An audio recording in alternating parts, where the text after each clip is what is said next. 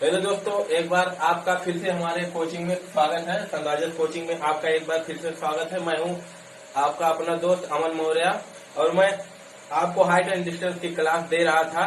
तो उसमें सबसे पहले हम पढ़ रहे थे छाया पर आधारित। तो छाया पर आधारित पे एक दो क्वेश्चन बचे थे जो आज हम करवाने वाले हैं। आप वो देख लीजिए। ठीक है, तो हम शुरू करते हैं दोस्तों। आइए हम देखते हैं। इसमें दिया है एक पिता 3 किलोमीटर की दूरी से अपने पुत्र को देखता है जो पतंग उड़ा रहा होता है। पतंग पुत्र के सीधे 4 किलोमीटर ऊंचाई पर है। पिता से पतंग की दूरी ज्ञात करो। यहाँ पे मान लीजिए लड़का है और यहाँ पे पिता है और ये लड़का के ऊपर 4 किलोमीटर ऊपर जस्ट उसके ऊपर जो है पतंग उड़ रहा है और यहाँ से यहाँ तक की दूरी हमें दे रखी है 3 किलोमीटर दे रखी है। ठीक है, तो हमें ये दूरी निकालनी है। हमें दिया है कि पिता से पतंग की दूरी बताइए। पिता से हमें पतंग की दूरी निकालनी है, इतनी दूरी निकालनी है। तो इसमें कुछ सोचने वाली बात नहीं है। राइट एंगल ट्रायंगल बन रहा है तो ये दूरी हो जाएगी 5। ठीक है, पाइथागोरस प्रमेय से अगर हम लगाएंगे 3 है, ये 4 है, तो ये क्या हो जाएगी 5। क्योंकि हम जानते हैं पाइथागोरस प्रमेय तो होता है लंब का स्क्वायर आधार का स्क्वायर बराबर तड़ का स्क्वायर। तो ये हो जाएगा 5। ठीक है, तो हम आगे बढ़ते हैं। अगला क्वेश्चन देखते हैं। उसी तरीके से बहुत सिंपल से क्वेश्चन है। अभी थोड़ा अच्छे अच्छे क्वेश्चन आएंगे आगे चल के।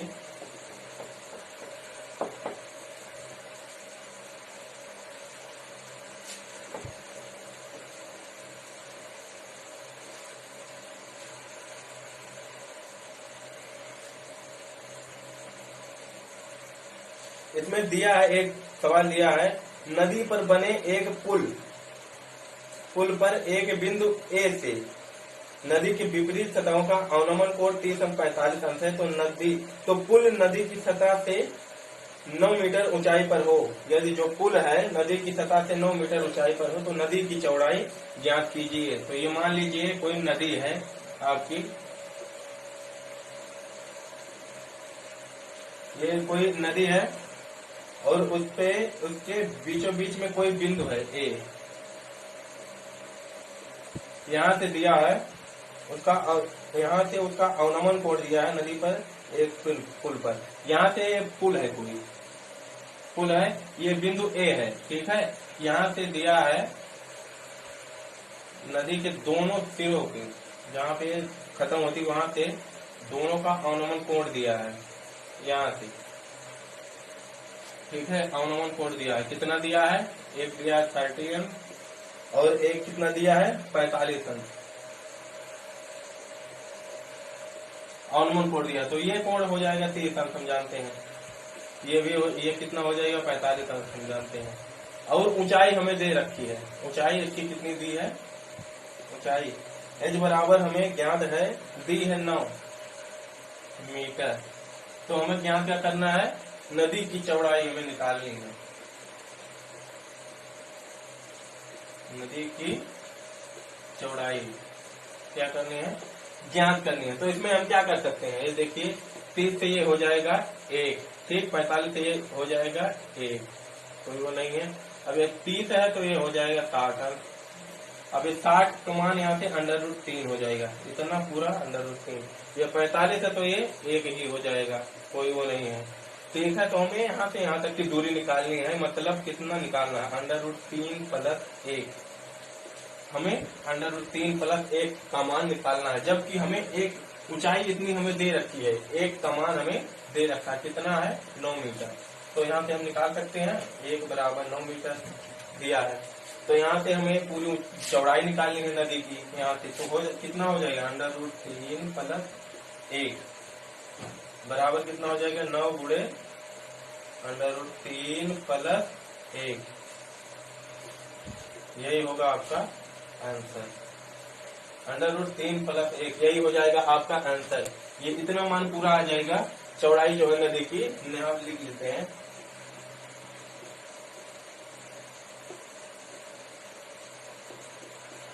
नदी की चौड़ाई आपकी हो जाएगी 9 √3 + 1 इतना हो जाएगा हमारा, इतना मान जो होगा इतना हो जाएगा। एक का मान ऊंचाई हमें दे रखी थी कितना, एक, तो यहाँ से ये मान √3 है, ये एक है, तो यहाँ से पूरा जो हमें चौड़ाई नदी की निकालनी है तो √3+1 निकालना होगा। एक का मान हमें यहाँ पे दे रखा है तो √3+1 का मान इतना हो जाएगा। ठीक है, नदी की चौड़ाई इतनी हो जाएगी।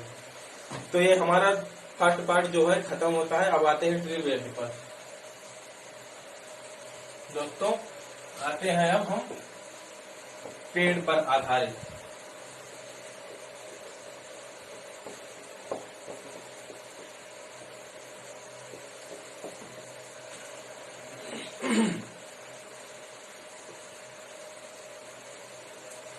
पेड़ पर आधारित। तो दोस्तों इसमें होता यह है, कोई पेड़ रहता है हवा के कारण या आंधी के कारण, किसी कारण से वह टूट कर, मतलब पूरा नहीं टूटा होता है, आधा उसी पर से टूट कर जमीन को छूने लगता है, जिसके कारण से वो कोई एंगल बनाने लगता है। तो हम इसमें वही पढ़ेंगे।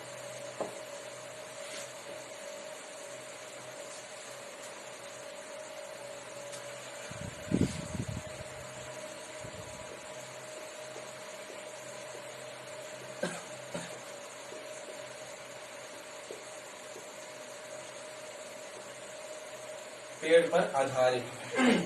इसमें होता यह है, मान लीजिए ये कोई पेड़ है, ठीक है, और ये यहाँ से टूट जाता है, हवा के कारण यहाँ से टूट जाता है, और यहाँ से टूटने के बाद वह जमीन से जाके इस बिंदु पर टकराता है। इस बिंदु पर जब टकरा जाता है तो क्या होता है, ये हम मान लेते हैं एक्स होता है, ठीक, जो टूटा हुआ भाग एक्स, और ये इतना वाई उसके नीचे जितना वो खड़ा रहता है। तो जब ये टूटा तो ये भी एक्स ही होगा। तो अगर हमें यहाँ से ऊंचाई निकालने की बात करें, ऊंचाई, तो हम क्या करेंगे, पूरी ऊंचाई यही तो होगी h। अगर ऊंचाई निकालने की बात करें तो हम क्या करेंगे, x प्लस वाई दोनों का योग कर देंगे, जिससे इसकी ऊंचाई निकल जाएगी आराम से। तो इस तरीके से इसमें सवाल लगेंगे, हम आपको बताते हैं। अभी इसमें दिया है, एक पेड़ हवा के द्वारा टूट गया, यदि पेड़ का ऊपरी भाग जिसकी लंबाई 30 मीटर है पेड़ के तल से 30 अंश के कोण पर गिरता है तो पेड़ की ऊंचाई क्या होगी। यहाँ से पेड़ टूटकर यहाँ पे जाके गिरा, और इसकी ऊपरी जो लंबाई है 30 मीटर दे रखी है, मतलब ये दे रखी है आपको 30, ठीक। ये कोण कितना बनाता है, पेड़ के तल से 30 अंश का कोण भी बनाता है ये, ठीक है, कोई बात नहीं, अच्छी बात है। तो हमें निकालना है पेड़ की ऊंचाई, पेड़ की पूरी ऊंचाई निकालनी है। तो अगर हमें ये पता चल जाए तो पेड़ की ऊंचाई निकाल सकते हैं, हाँ निकाल सकते हैं। ये 60 अंश होगा, ठीक है। तो 60 के सामने की भुजा हम जानते हैं √3 होता है, इसके सामने की भुजा 1 होती है। तो ये इससे क्या, ये पाइथागोरस प्रमेय लगाएंगे तो ये इतनी दूरी 2 हो जाएगी। पाइथागोरस प्रमेय जब लगा देंगे तो इतनी दूरी 2 हो जाएगी। फिर उसके बाद हम क्या करेंगे, यहाँ पे हमें देखिए 2 का मान दे रखा है, 2 का मान 30 यहाँ पे दे रखा है। तो यहाँ से हमें 1 की वैल्यू निकालनी है। तो 1 बराबर कितना हो जाएगा, 15, यही होगा। 1 का मान हमें निकल गया 15। तो हम जानते हैं हमें निकाली कितनी है, ऊंचाई। तो ऊंचाई जो जब हम निकालेंगे कैपिटल H बराबर, तो हम जानते हैं ये दूरी प्लस ये दूरी, ये दूरी प्लस ये दूरी, 30 प्लस 15 बराबर 45 मीटर। ये सब मीटर में है, ठीक है। तो इस तरीके से इसमें हम सवाल लगाते जाएंगे आगे, कोई दिक्कत नहीं होगी। बहुत ही अच्छा सवाल है, कोई ऐसी वैसी बात नहीं है, बहुत अच्छी बात है। और इस तरीके से ट्री वेल्ड पर नॉर्मल तौर पे NTPC वगैरह इन सब में ग्रुप डी वगैरह में यहाँ से सवाल पूछ लिए जाते हैं।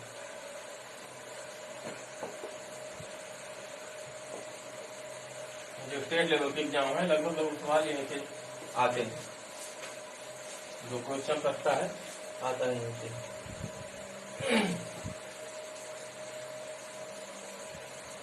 तो आगे की ओर बढ़ते हैं और देखते हैं।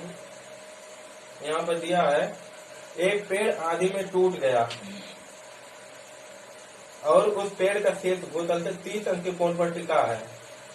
और शीर्ष की दूरी उसकी जड़ से 30 मीटर है, तो उस पेड़ की ऊंचाई ज्ञात करो। यहाँ से कोई पेड़ है, ये पेड़ जाके टूट के गिर गया, यहाँ से टूटा जाके यहाँ गिरा, और ये बनाने लगा कोण कितना, 30 अंश का कोण ये बनाने लगा।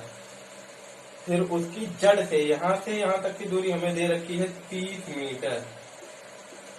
30 मीटर यहाँ से यहाँ तक की दूरी हमें दे रखी है।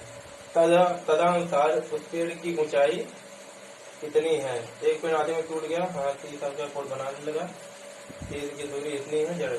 चलिए ठीक है, यहाँ पे ये हो गया 60 अंश। ठीक, तो 30 के सामने की भुजा 1, और यहाँ से हम जानते हैं 2 हो जाएगा, ये हो जाएगा √3।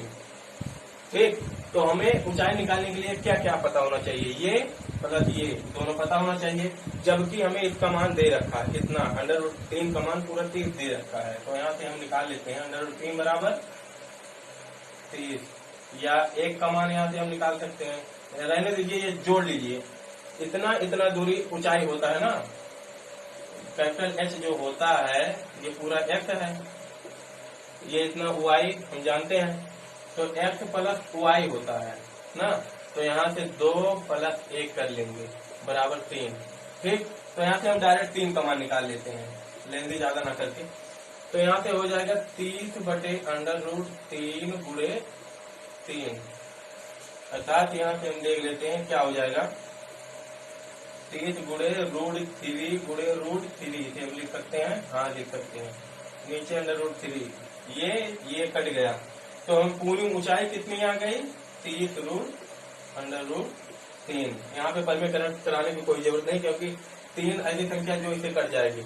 इसमें एक खास बात का ध्यान रखना चाहिए, जो √3 - 1 या √3 + 1 अगर नीचे आता है तो इसे परिमेयकरण करा के उसे ऊपर कर लेंगे, क्योंकि कभी कभी होता है पेपर में हम सवाल लगाते हैं और देख नहीं पाते हैं कि क्या हुआ।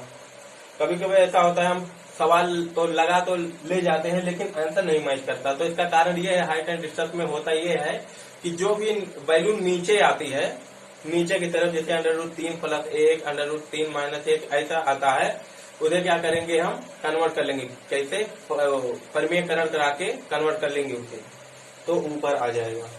अब उसके बाद हम चलते हैं अगले सवाल की तरफ। एक चलिए इसे मिटा दें।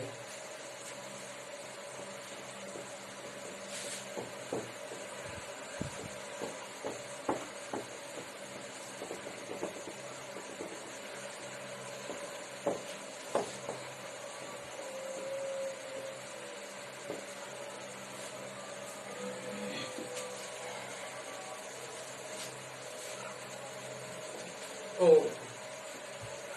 इसमें दिया है एक ऊर्ध्वाधर खंभा जो 15 फीट ऊंचा है। जैसे जैसे बोले वैसे वैसे करते चलो।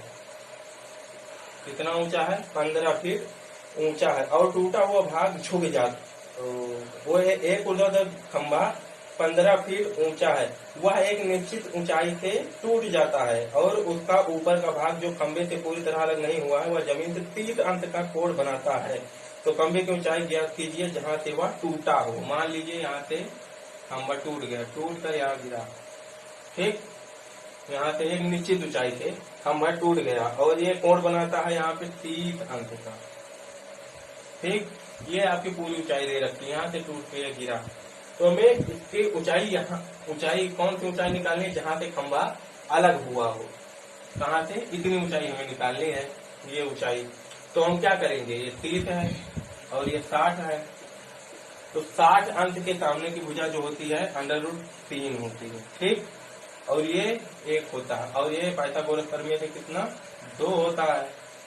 ठीक, पूरी हमें ऊंचाई ये दे रखी है, लेकिन हमें निकालना वही ऊंचाई है जहां से खंभा टूट के गिरा है। तो 2 + 1 3, हाँ, इसकी वैल्यू दे रखी है कितना, 15 फीट।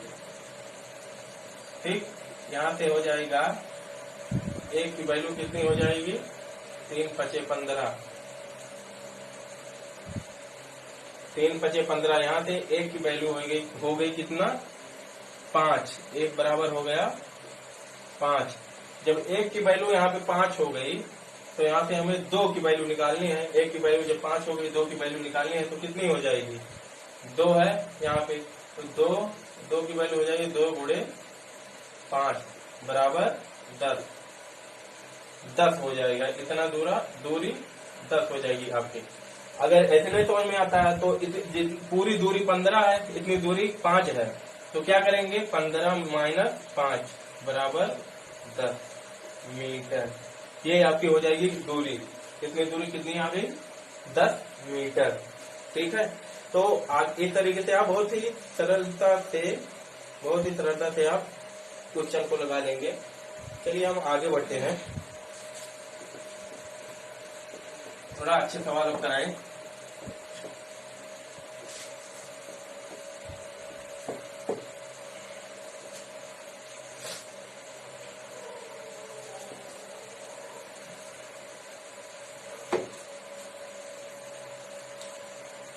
लास्ट सवाल है इस पैटर्न का, उसके बाद आप लोग ट्राई कीजिएगा।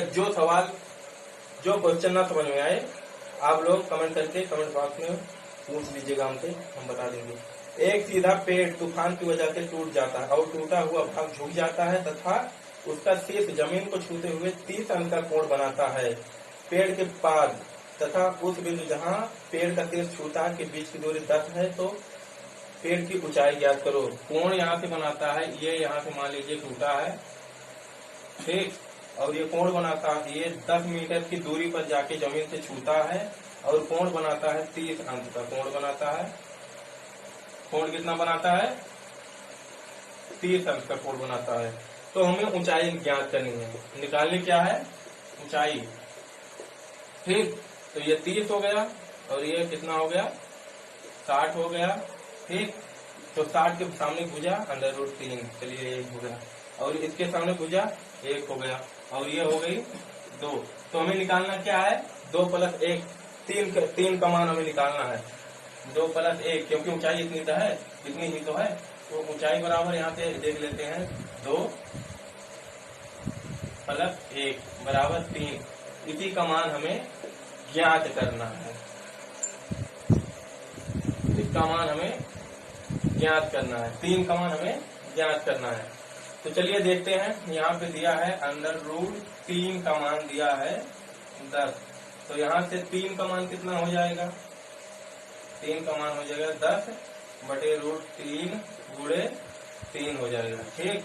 या ऊंचाई बराबर हम यहाँ से लिख सकते हैं √3 बराबर ऊंचाई बराबर हो जाएगा 10 गुणे √3 गुणे √3/√3। √3 से √3 एक कैंसिल हो जाएगा, यहाँ से आपकी ऊंचाई आ जाएगी 10√3। यही आपका आंसर हो जाएगा, ठीक है ना। तो इस तरीके से हमारा पेड़ का आज खत्म होता है, पेड़ वाला पेड़ में। अब आते हैं एंगल चेंज वेव पर आते हैं, कुछ सवाल इसमें देख लेते हैं। एंगल चेंज वेव सबसे इम्पोर्टेंट ये है, और उसके बाद एरोप्लेन वाला है। ये सब सवाल SSC CDS इन सब चीजों में अब पूछे जाएंगे जो आप पढ़ाएंगे। अभी तो नॉर्मल चल रहे थे, वैसे NTPC वगैरह तक अच्छे थे। SSC CDS इन सभी में ये सब सवाल क्वेश्चन पूछे जाएंगे। चलिए देखते हैं इसमें क्या होता है। सबसे पहले आप समझ लीजिए, त्रिभुज बना लीजिए 3, तो उसके बाद बताते हैं इसमें क्या रहता क्या है।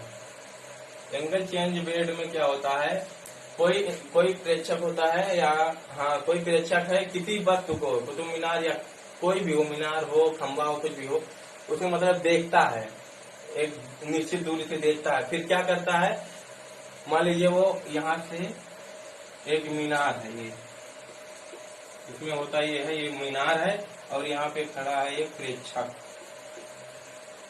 तो होता ये है कि ये प्रेक्षक जो है मीनार को देखता है, ठीक है, मान लीजिए देखता है और यहाँ से 30 अंश का कोण बनाता है। फिर उसके बाद क्या करता है, तो ये प्रेक्षक मीनार की ओर जाने लगता है और 10 मीटर जाकर रुक जाता है। यहाँ से यहाँ तक की दूरी 10 मीटर जाके रुक जाता है। तो उसका जो कोण होगा, जब आप किसी वस्तु के पास जाएंगे जैसे जैसे आपका कोण बढ़ता जाएगा। जैसे जैसे आप किसी वस्तु के पास जाएंगे वैसे वैसे आपका कोण बढ़ता जाएगा। तो हम मीनार की तरफ जाएंगे तो इस तरीके से देखेंगे, 10 मीटर गया और आगे हो गया। तो मान लेते हैं यहाँ से यहाँ तक जो कोण बना वो 60 अंश का बना।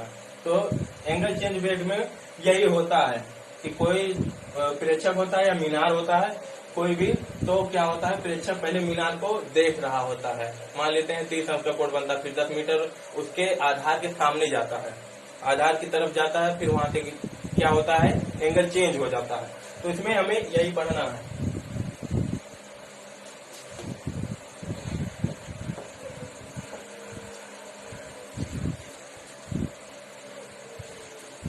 चलिए देखते हैं। तो इसमें बना लीजिए, 3 तो कुछ बनाइए पहले।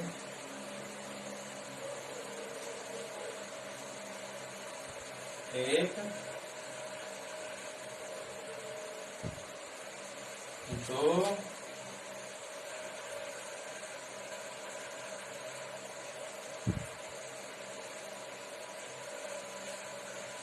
तीन।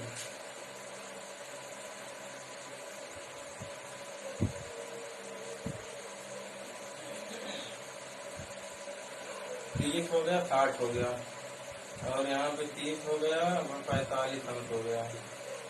फिर उसी तरीके से मतलब जो भी एंगल होंगे उसी तरीके से चेंजिंग में होंगे। ठीक है, और यहाँ पे ले लेते हैं, मान लीजिए 30 60, यहाँ पे हम ले लेते हैं 60 और 30 मान लीजिए। आपको समझाने के लिए कर रहे हैं, लेकिन आप जब लगाएंगे तो खुद ही समझ जाएंगे किस तरीके से है। तो हम इसमें इस तरीके से लगाते हैं। सबसे पहले क्या क्या करते हैं, इसमें हम छोटा त्रिभुज लेंगे। सबसे पहले ये वाला लेते हैं, तो 60 और ये होगा 30। ठीक, तो 60 के सामने भुजा √3 और ये इतनी दूर यहाँ से यहाँ तक की 1 हो जाएगी। ठीक, उसके बाद ये वाला लेंगे, 30 के सामने भुजा 1।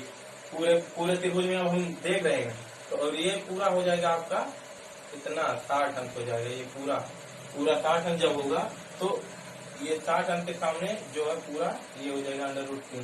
ठीक, तो 1 का मान हम 1 बराबर √3 जब है तो यहाँ √3 बराबर क्या हो जाएगा, तो √3 बराबर हो जाएगा 3। ठीक, तो ये भुजा पूरा कितना हो गया, यहाँ से यहाँ तक की दूरी पूरी हो गई 3। यहाँ से यहाँ तक की पूरी दूरी जब 3 हो जाएगी तो कितनी दूरी कितनी होगी, 2।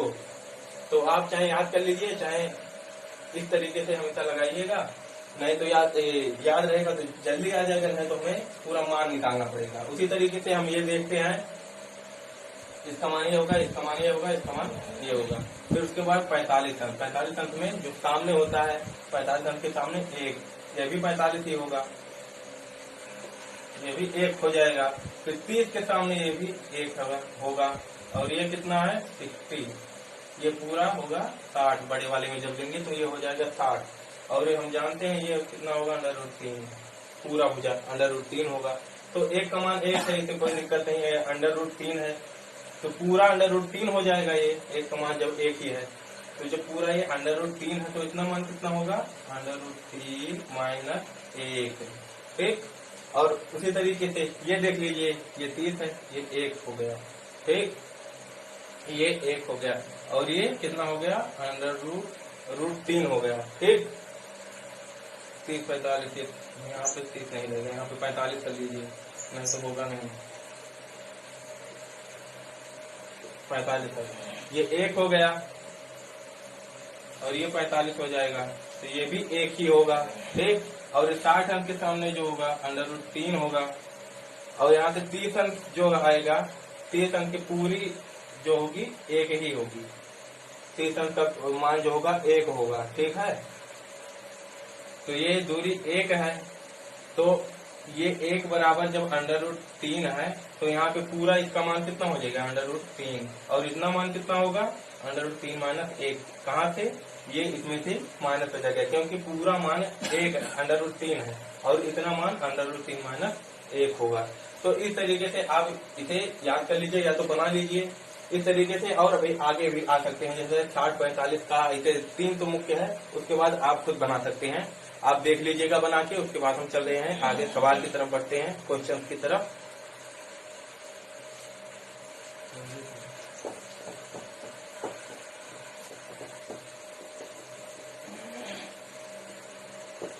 दोस्तों एक आध तो सवाल देख लेते हैं, उसके बाद हम कल बताएंगे आपको। आप लोग प्लीज ट्राई कीजिएगा जरूर, बहुत ही अच्छा ट्रिक है और इसके माध्यम से हम पेपर में अपने समय को भी बचा सकते हैं।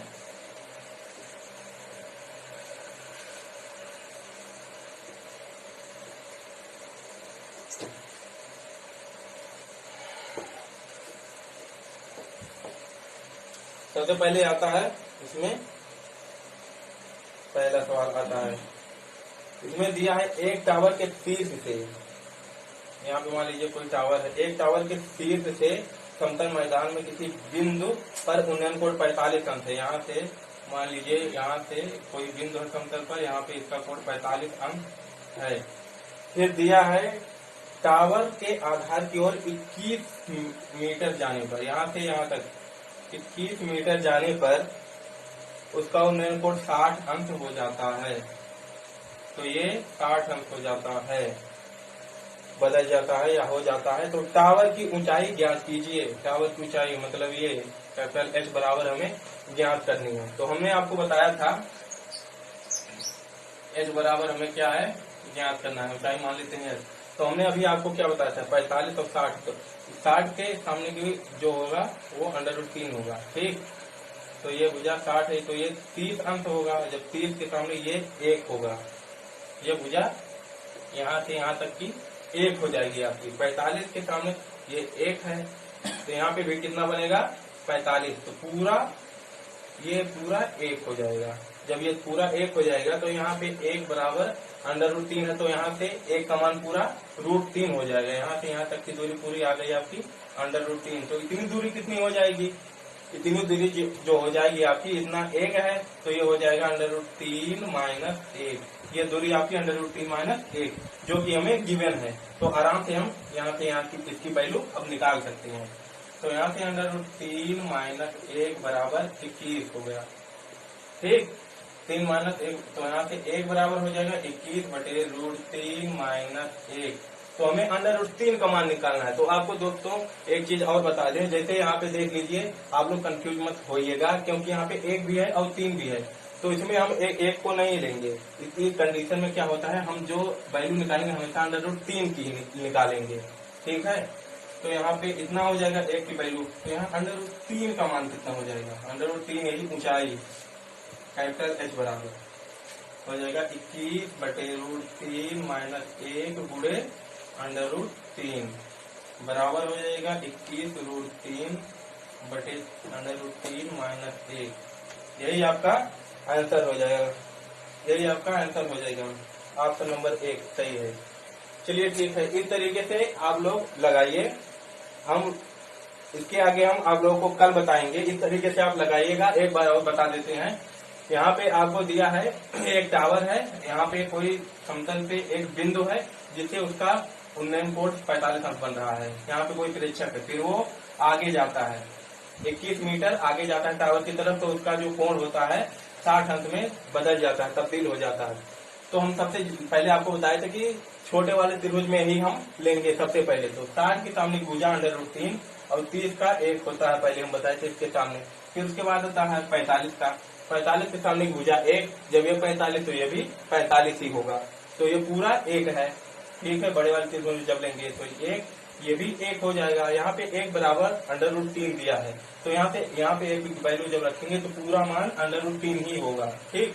जब पूरा मान √3 होगा तो इतना मान कितना हो जाएगा, ये 1 है, तो √3 - 1, √3 - 1 बराबर आपको 21 दिया है। यहाँ पे √3 का मान निकालना है जो हमारे टावर की ऊंचाई है। तो यहाँ से √3 का मान हम आराम से निकाल लेंगे। ठीक है दोस्तों, हम विदा चाहते हैं। कल आपको फिर यही इससे आगे पढ़ाएंगे और CDS SSC level, banking level तक पढ़ाएंगे और कल आपका ये खत्म कर देंगे। धन्यवाद, गुड नाइट।